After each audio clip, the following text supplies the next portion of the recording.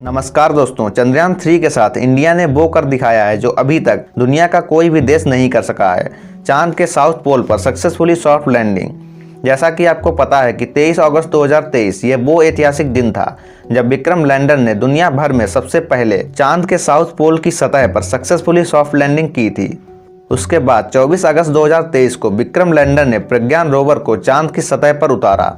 जैसा कि आपको पता है कि अभी इस वक्त हमारा विक्रम लैंडर और प्रज्ञान रोवर दोनों ही स्लीप मोड में हैं, क्योंकि 4 सितंबर 2023 को जैसे ही चांद पर सूर्यास्त हुआ तो इसरो के वैज्ञानिकों ने रेडियो सिग्नल के जरिए सबसे पहले विक्रम लैंडर को स्लीप मोड में डाला और उसके कुछ घंटों बाद प्रज्ञान रोवर को भी स्लीप मोड में डाल दिया गया।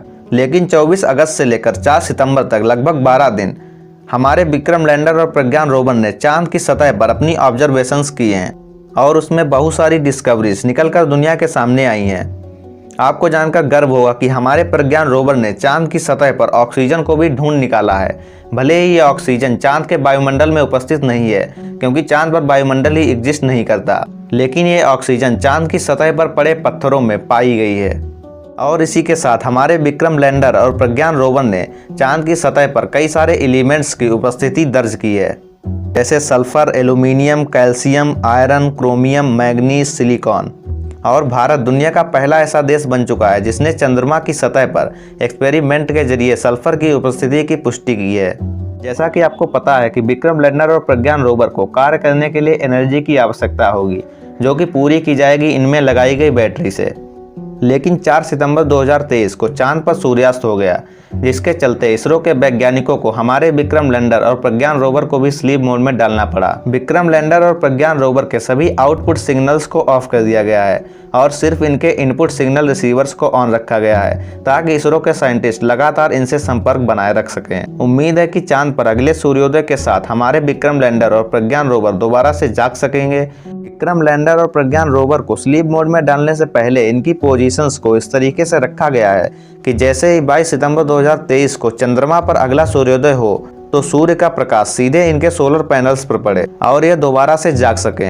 लेकिन इसरो के वैज्ञानिकों के मुताबिक विक्रम लैंडर और प्रज्ञान रोवर का दोबारा से जागना कोई आसान काम नहीं है, क्योंकि इस समय चांद की सतह का तापमान लगभग -250 डिग्री सेल्सियस के आसपास है।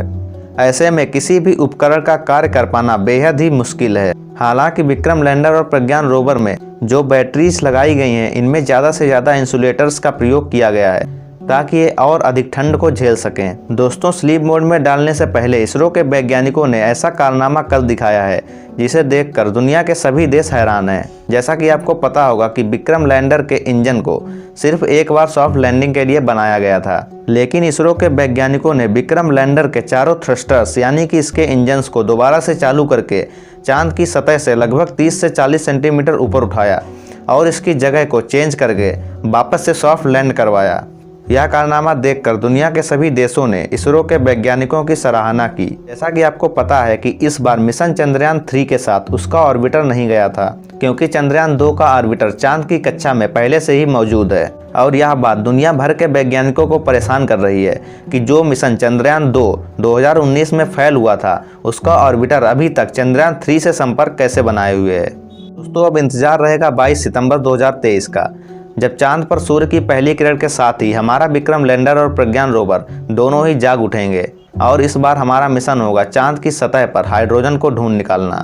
दोस्तों, आप सभी इसरो के वैज्ञानिकों की इस मेहनत के लिए भगवान से यही प्रार्थना करें कि 22 सितंबर 2023 को हमारा विक्रम लैंडर और प्रज्ञान रोवर दोबारा से जाग सके और अपने मिशन में कामयाब हो। और दोस्तों, 22 सितंबर जल्द ही आने वाला है और अगर आप उस दिन की अपडेट चाहते हैं तो हमारे चैनल को सब्सक्राइब करें। यहाँ पर आपको विश्वास के साथ बहुत ही सटीक जानकारी दी जाएगी। धन्यवाद।